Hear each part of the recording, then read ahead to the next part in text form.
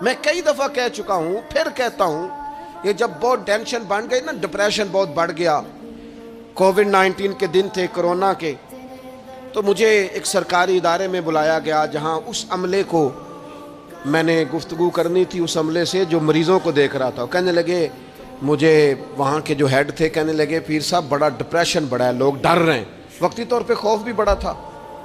تو میں نے ایک صاحب سے وہاں کہا کہ اتنا خوف کس بات کا؟ کہنے لگے جی مجھے تو زیادہ ہجوم آ جائے تو میرا سانس نہیں نکلتا، تو قبر میں تو کھڑکی کوئی نہیں، تو تصور سوچ سوچ کے میں ڈرتا ہوں۔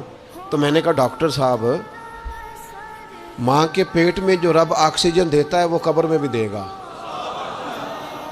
تو انہوں نے آپ کی طرح سبحان اللہ نہیں کی، کیونکہ وہ ڈاکٹر صاحب تھے نا، سیانے بندے کو سمجھانا بھی کافی سیانے بندے کا کام ہے، وہ زیادہ سیانے تھے، لیکن نا سوتے کو جگانا تو کام ہے، اور اگر جاگتے کو جگانا پڑ جائے تو بہت مشکل کام ہوتا ہے۔ وہ ڈاکٹر صاحب تھے، وہ کہنے لگے جی حضرت صاحب، وہ تو ماں سانس لیتی ہے تو وہ بچے کو جاتا ہے، وہ آکسیجن ماں کے سانس کی بنیاد پہ ملتی ہے، تو قبر میں وہ کیسے ہوگا؟ میں نے کہا چلیں ٹھیک ہے ڈاکٹر صاحب، آپ کی یہ دلیل بھی مان لیتے ہیں، وہ جو انڈے سے بچہ نکلتا ہے